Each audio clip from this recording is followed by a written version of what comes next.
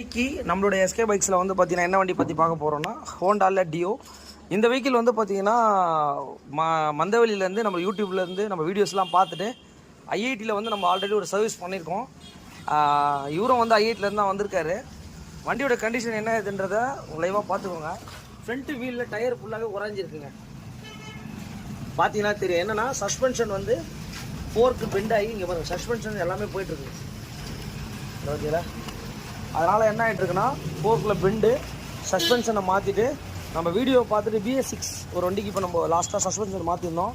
அதே மாதிரி back suspension வந்து கொஞ்சம் ஹைட்டுக்காக ஒரு BS6 சஸ்பென்ஷன் கேட்டிருக்காரு.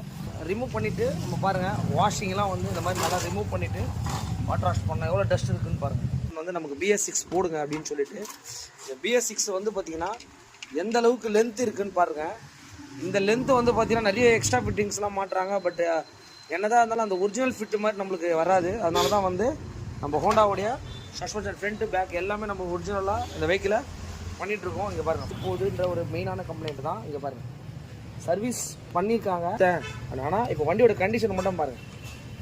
பாருங்கள் எவ்வளோ டஸ்ட்டு. மெயின் இந்த ஸ்பாஞ்ச் பாருங்கள், ஃபுல் அண்ட் ஃபுல் இந்த ஸ்பாஞ்ச் வந்து பாருங்கள் ஃபுல்லாகவே போயிட்டு. இதனால் ப்ராப்ளம் க்ரியேட் ஆகும் உங்களுக்கு.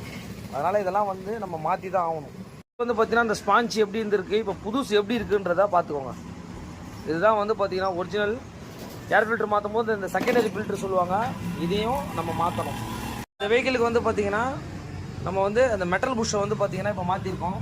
மெட்டல் புஷ் எப்படி இருக்குன்னா எப்படி தான் இருக்கும் உங்களுக்கு. இங்கே பாருங்கள், இதில் வர அந்த பிளாஸ்டிக் புஷ் எல்லாமே மாற்றிட்டு சஸ்பென்ஷன் எல்லாம் மாற்றிட்டோம்.